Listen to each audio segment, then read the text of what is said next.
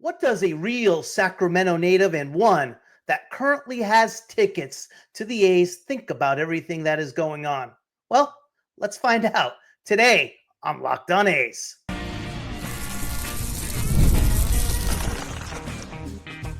You are Locked On A's, your daily podcast on the Athletics, part of the Locked On Podcast Network. Your team every day. Welcome to Locked On A's, part of the Locked On Podcast Network, your team every day. I am your host, Booney, one name, all passion. Thank you for making Locked On A's your first listen of the day. I'm from the Bay Area, and I've been a diehard A's fan since 1981. This isn't just another A's podcast. This is the most informative and insightful show on the A's, period. We cover the A's every single day, breaking down games, delivering the latest team news, and giving you deep, thoughtful analysis you will not find anywhere else. If it's happening in Sacramento or in Las Vegas, we got you covered. We are free and available wherever you get your podcast, including YouTube. And please hit that subscribe button wherever you are following the show. Not only do we cover Locked On A's every day, but now we are giving you instant episodes after every single game. Check out the Locked On A's post-game show approximately 30 minutes after the final out, right here on the Locked On A's podcast feed, as well as streaming on the Locked On A's YouTube channel. Get rapid reaction to all the biggest moments with the Locked On A's postgame show. And if you would like to be a guest and talk some A's baseball, hit me up at X or Twitter or whatever they call it these days at Locked On A's, or you could email me at lockedonathletics@gmail.com. On Friday of this week, I will be doing a crossover episode with Jeremiah Geiger, the host of Locked On Marlins, as we preview the weekend series when the A's visit Miami for a 3-game set against the Marlins.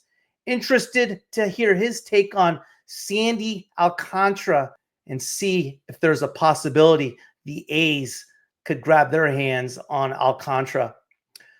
I'm really excited for the show today as I have a special guest for you today. Everydayers might have heard this before, but I did live in the Sacramento area, Roseville to be specific, which is about 20 minutes away from Sutter Health Park. I lived in Roseville for approximately a little over a year in the late 90s. It was my first job out of college, worked for a tech company. And I worked with today's guest. We called him Gebby. If any of you know about the late 90s and the boom of technology, especially coming out of college as your first job for a tech company, it was an extension of college. We had a lot of fun, to say the least. A group of us had season tickets to the Kings when they played at Arco Arena. It was an absolute blast. Well, Gebby is born and raised in Roseville and hasn't left, with the exception of his time when he went to Santa Clara University and did play some baseball there. He had one career at bat, and I'm going to see if I can have him tell his one at bat story again today. I have seen or talked to Gebby occasionally over the years, but not as often as you would like. And when I ran into him randomly at the A's game at Sutter Health, it was a great time catching up, to say the least. Gebby is, yes, still in Roseville and an A's season ticket holder. And as he told me before he came on, quote unquote, I have plenty of opinions. Well, Gebby, I definitely want to hear. Without further ado, let's get into it. This episode is brought to you in part by Amazon Fire TV Stick 4K. Turn any TV into your Xbox. No console needed.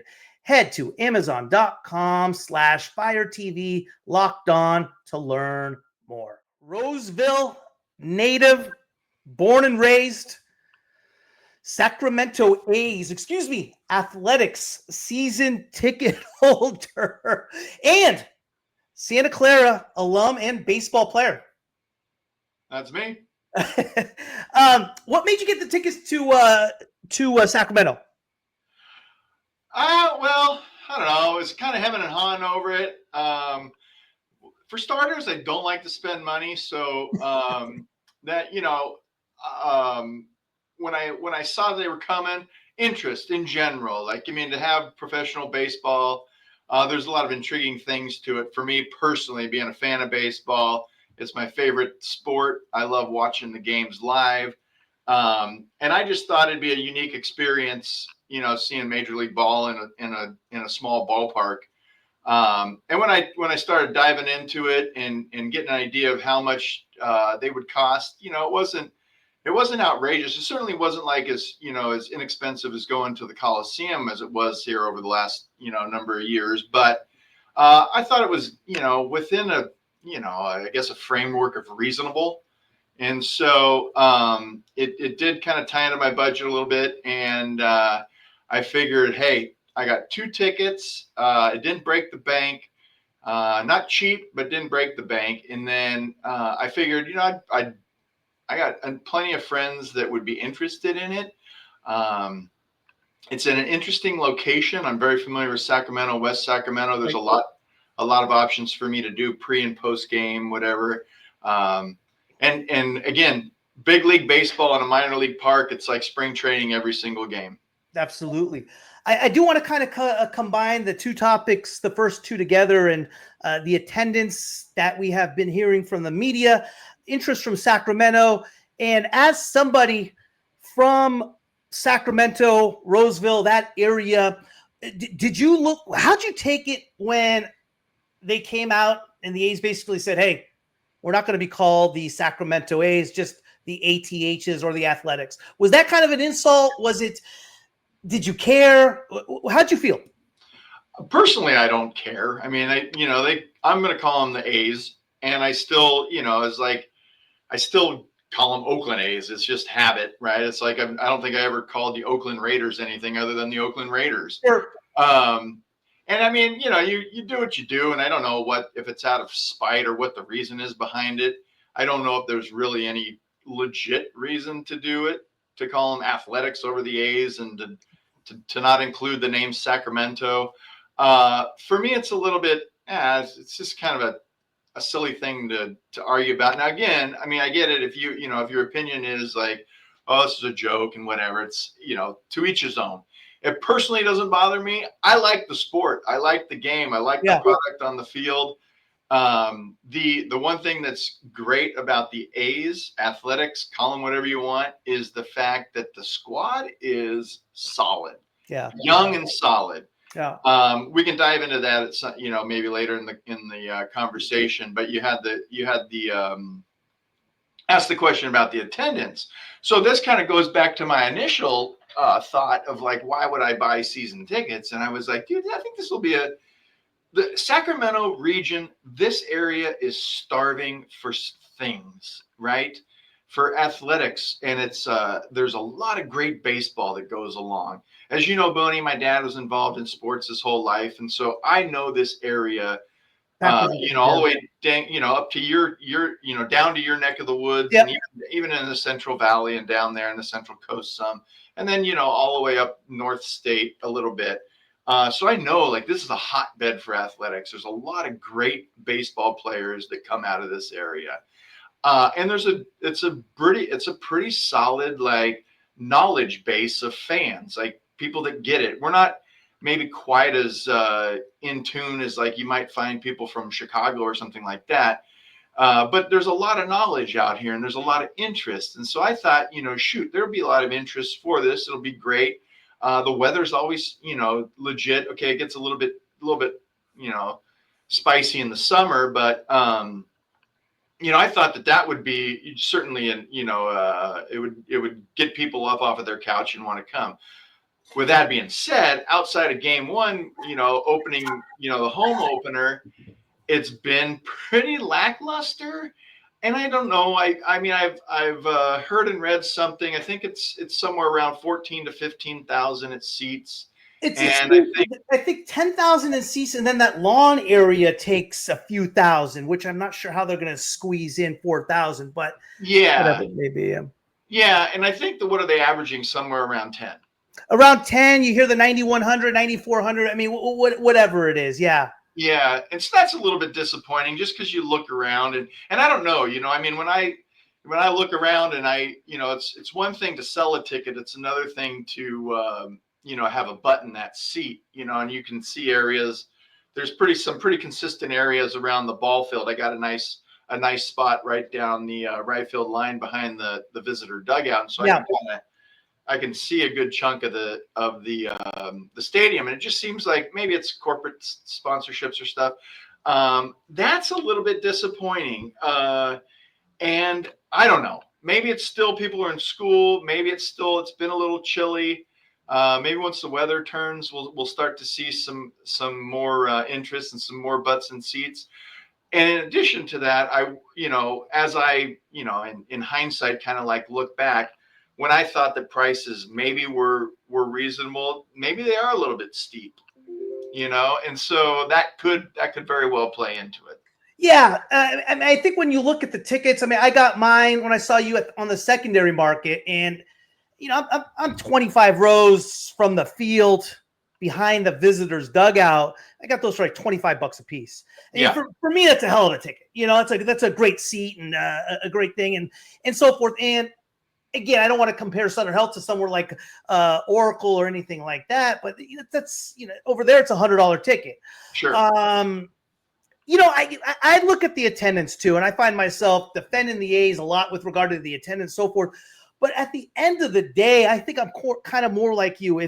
If John Fisher or the A's or whoever it may be is drawing 900 people less a game than they should, or 1,000 or 2,000 or 3,000, I can care less. I don't care what he's making or what his wallet size is looking like. If they're putting a positive product out there, if they're competing every single night, it's fun, right? And that to me is what baseball's about. As far as what his wallet's doing, the biggest mistake with the A's franchise is bringing politics into this whole thing, whether you agree with it or not. Not a whole lot we can do if John Fisher, Major League Baseball, want to move the franchise and do whatever they want to do. Let's go, yeah. Major League Baseball's not it's not a government. The John Fisher and Manfred aren't publicly elected officials.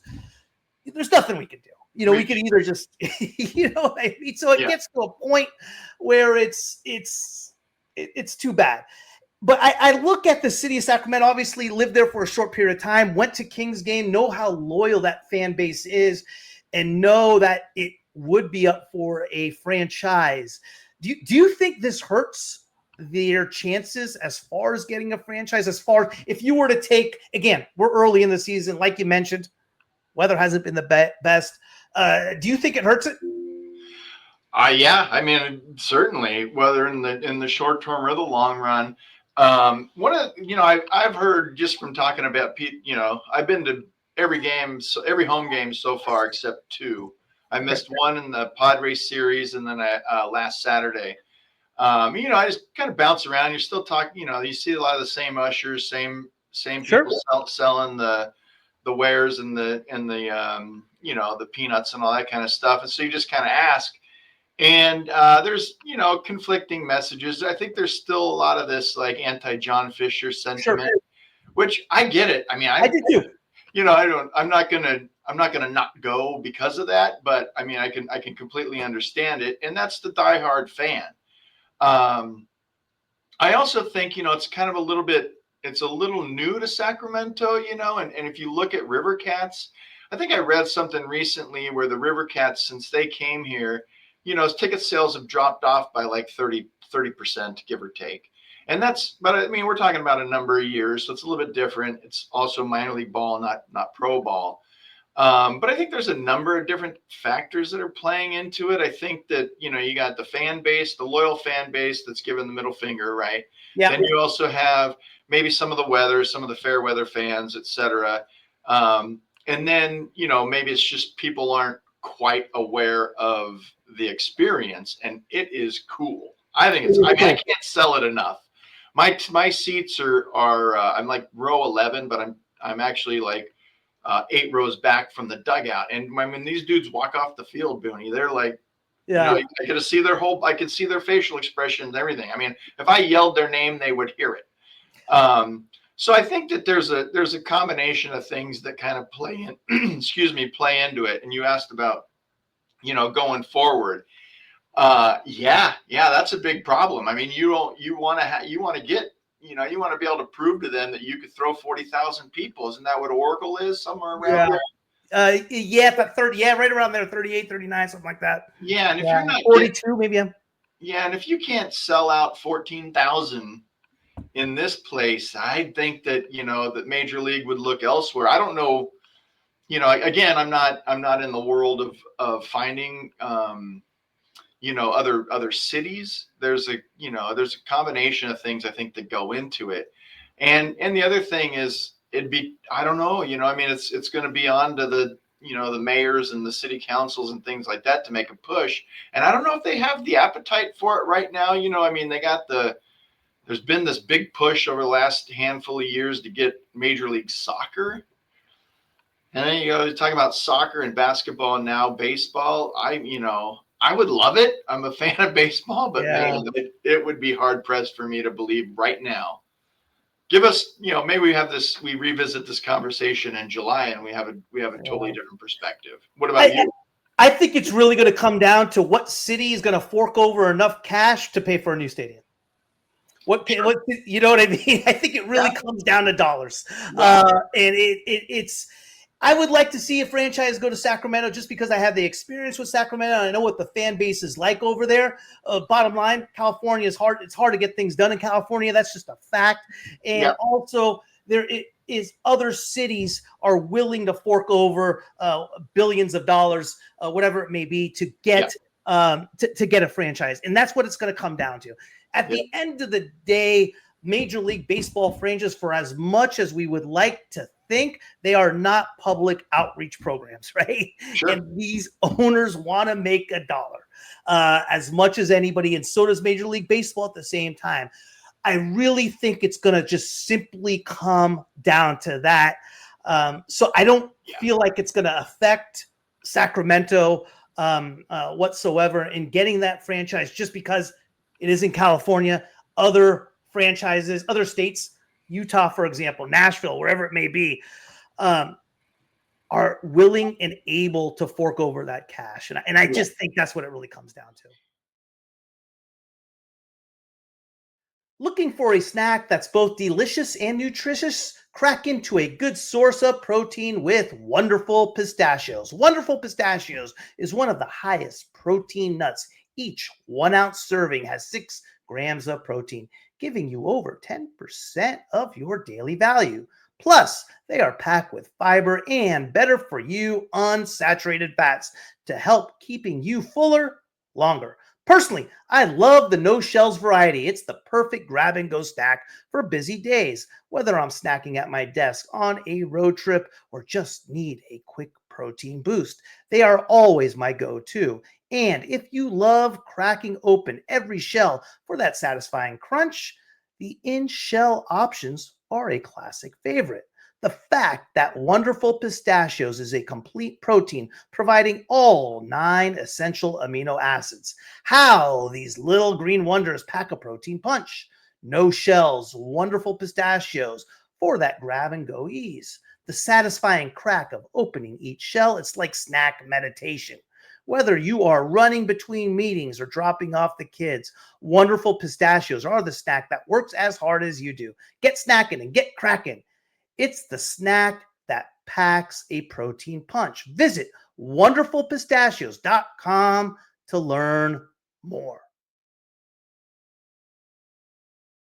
Yeah, I mean, isn't that what happened kind of in Oakland? I mean, they didn't want to cough up any cash. And I only saw the renderings of what they had planned to do along the waterfront there. Yeah.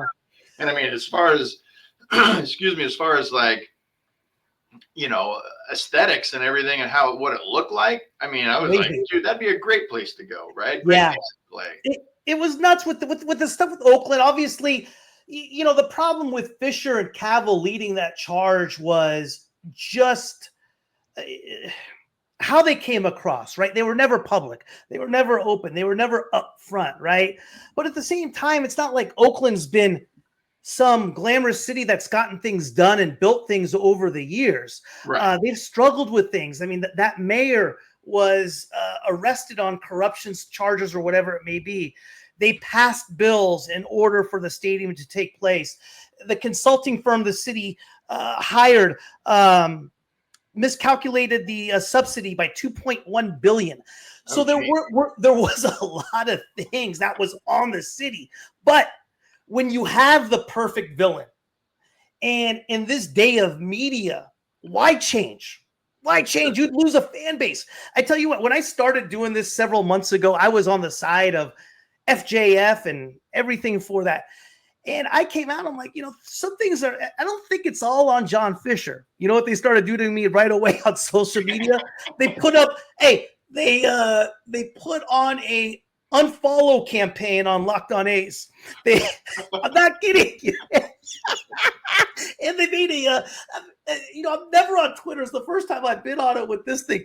They put up a fake account of me at Locked On Ass, mocking me. I mean, it's not like a whole lot of people watch this thing, I mean, in the Locked On Network, it's like the bottom. I mean, there's crap, and then there's lower, then there's Locked On A's is how many people watch it. So, it's just... You're too lovable, though, Booney. They don't know you. So at the end of the time, I mean, even growing up watching sports, I really never cared who the owner was. Hey, you put a good product out on the field and so forth.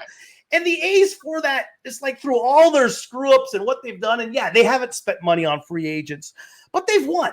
I mean, most people, when you talk to you, they don't realize that no team has made the playoffs, the postseason, since 2000 more than the A's. Only 6 teams have. They're 7th in all of baseball. Yeah. They haven't had postseason success, but shit, it's hard to win the playoffs, especially in baseball. But it's crazy, man. Ask the Cubs and the Giants and all those fans pre-2000, and they'll have plenty of stories to tell you about the futility of trying to win in this league. So it works for the Bay Area. It works for the Bay Area media as far as the narrative they're putting out. It gets the clicks. Whatever. If that's how it works, that's how it works. So be it. But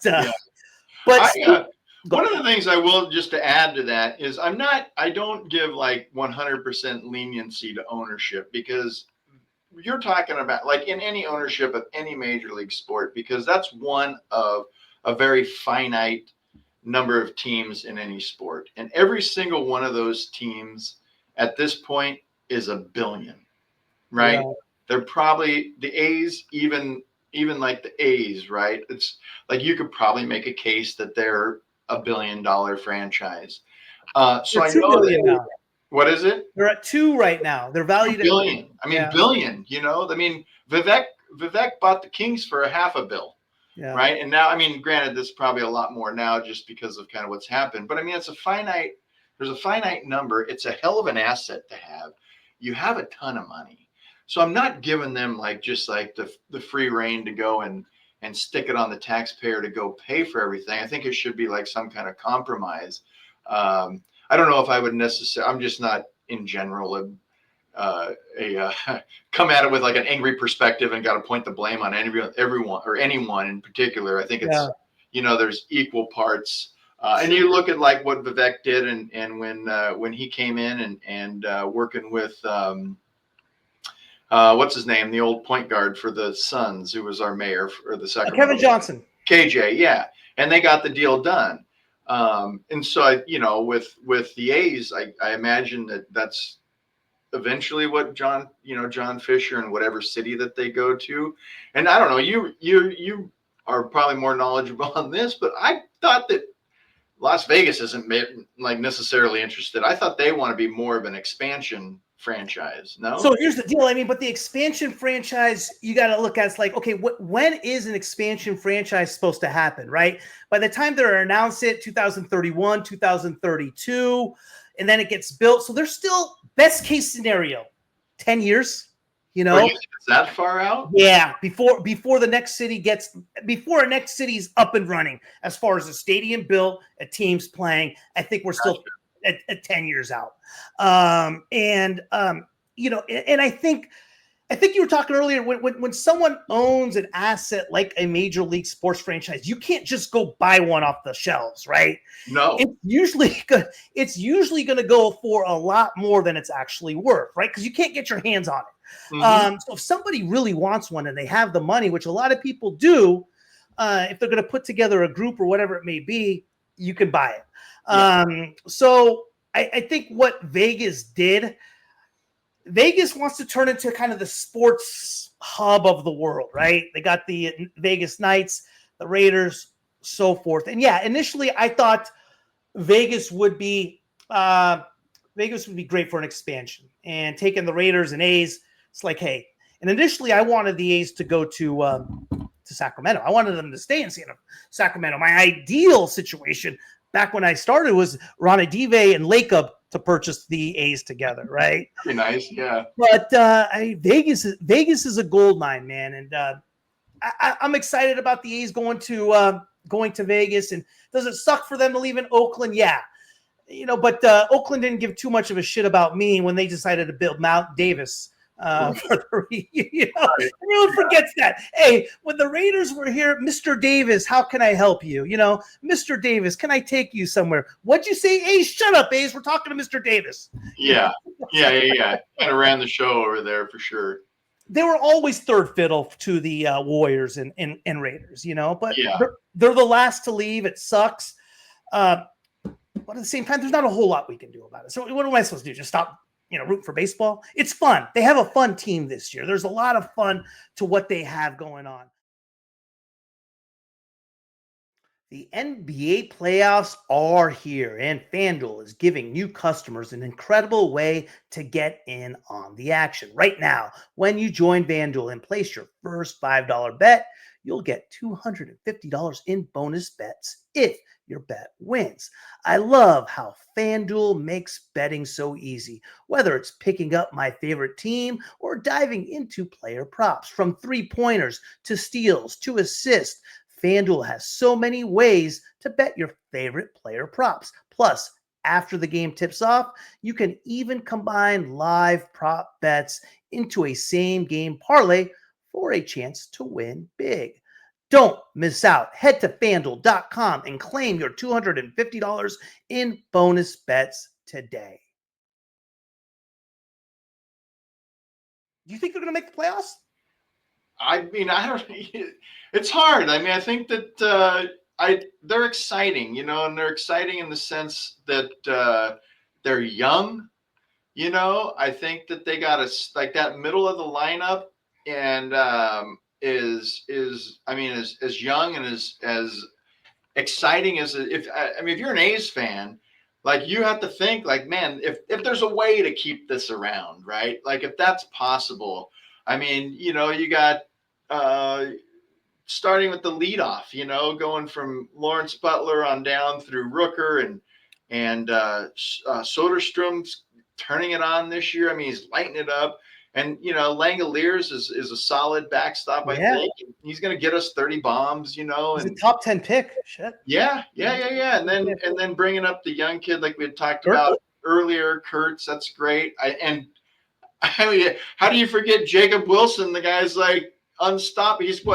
He's only walked one time this year, yet he's hitting twice. Yeah. Now he's hitting 320, 330. Yep. He got the walk off the other night. It's amazing. He's doing. I mean, that's great. And then they can plug in some other guys with like Gio and Blade but they all look good. I mean, they're all contributing. Last night, what's his name? Luis Urias. Urias. Yeah. How are you going? Yeah. Urias hitting the walk-off. So, I mean, all that's great. Pitching, I mean, I know you and I have texted about it. It's like if you can get to the ninth, like, I mean, there's not a better closer right now in baseball, I think, than Mason Miller. He had a little bit of a hiccup the other night, but I mean, I'd rather get to that. And they got some, some good starters. They got some decent middle relief. but it's the consistency on the pitching side that's a little bit off. But I mean, it's exciting. It's an exciting team, and any game. I know, granted, it's baseball, but any game, these kids are young and excitable and exciting, and anytime they could win. Yeah, 100%. You know what the funny part is during spring training and during the off season, and when we came in, as far as we did a preview show, I said all off season, I said the A's will win the AL West and it won't be close. And I based it, and everyone thought I was nuts and kind of just talking out of my ass. And I based it over July and August last year. And they had the 4th best record in the American League. It was the only time they were consistent as far as a roster goes. My concern in spring training coming in and who I was concerned about, I said on several occasions, was Soderstrom and Wilson. That was my real concerned about those guys, but everybody else, if they could just hold their own. Yeah. You can't hold down dudes from Turlock and where's Wilson's from Camarillo, I think. Yeah, Camarillo. Yeah. So that's what I was concerned about, because Soderstrom was okay last year. So was Soderstrom. So was Wilson. And then spring training, Soderstrom was terrible. And then all of a sudden, just bang, bang, and Wilson's been amazing as well. So yeah, but Soderstrom's fun. I mean, granted, I've been to a bunch of the games so far, and when he puts the ball, he hits it hard, even when he gets out. It's hard contact. And like we were saying, Wilson, he never strikes out, he never walks, but he just puts the ball in play. And the defense, can improve a little bit, I think. But other than that, it's exciting. It's an exciting team. If you look across baseball as far as youth and talent, you got Baltimore's pretty youthful. Yeah. I think Kansas City's pretty youthful and talented. That White Sox team's young. That White Sox team's going to be good in the next few years. The White Sox, I don't think they're quite as exciting as the A's. No question, 100%. Yeah. But the A's are right there, and and Casey and Baltimore are two legit playoff contenders this year. 100%. So there's no reason why the A's couldn't get there. Yeah, the West is kind of open. The American League isn't great. Yeah. Yeah, it's pretty weak this year. I think the last wild card spot's going to go to somebody like 80 and 82, 81 all, 81, 81, Yeah. But here's the thing. We got a stretch, next 19 games. Check this out. 4 in Texas, 3 in Miami. Come back home for the Mariners and Yankees. And then we go on the road against the Dodgers and Giants. Yep. It's going to be tough. We'll find out who we are if we go 500. This is the bump. Hey, if they can go 500 over this stretch, I'd say that's that's an accomplishment for sure. Parade time in Sac to an Old Town Sac. Time. Yeah. No, hey, I was going to say too, just about this whole experience of being a season ticket holder. I think they could do better. I think that they can advertise better. I think that they can, it's like, you remember, I don't know. I hate to sell myself out here, but I like to have a beer at the game. And back in the day when, at Oakland, they would have different, it was like Tuesday or something. It was $5 game and a $10 beer. So they had hot dog and a beer and they're not doing anything like that. No, you don't. Yeah. And the pricing right now is no different than me going to Oracle. You're 100% right. I had a beer with $17. I was like, come on, man. Come on. Yep. Anytime I walk up to the concessions outside of, a bag of peanuts or kettle corn or whatever. That's a lot. Everything is, I figure it's $20 with whatever you're buying with the tip. 100%. You're looking at around $20. Simple. Yeah. And the other thing is when you're, I have a couple of friends that are season ticket holders with the Giants, and they get a little, barcode or a QR code that gives them like a 10 or a 15% discount on concessions. Yeah. And I'm like, why? It's the A's. Come on, man. How come I don't have that? Granted, I do appreciate the fact that I've been able to go to batting practice on the field and a couple other things that they've offered to me that I do appreciate that. But some of these other things where you're just like, man, us season ticket holders, we did cough up some cash to do this, and Yeah. you could really juice it if you wanted to, and you could really do some interesting things, I think, to get more butts in seats. And that's the thing that's always been kind of a turnoff with the A's when you're talking. You always feel like they're kind of nickel and diming you, right? They're always trying to like juice you out of every single little cent you got. It's like, hey, take a little less on your end. You know what I mean? That's how you feel. It's just, and that's been the complaint that I don't necessarily disagree with. It's just not. You don't feel good about yourself when I had a great time at the game. Don't get me wrong, but when I think about buying those beers, I feel like crap. Yeah. It's like $17. You couldn't go 13. You couldn't go 14 or whatever, or some sort of special. Maybe maybe one of those 6-pack ice things for like just to make me feel like fuzzy and warm a little bit. I mean, a hot dog and a beer for $15. Why not? Yeah, something even short for the beers, just so I can think it. Yeah. And isn't Fisher? He's part of the Gap family, right? Maybe he could offer us a pair of jeans. Maybe.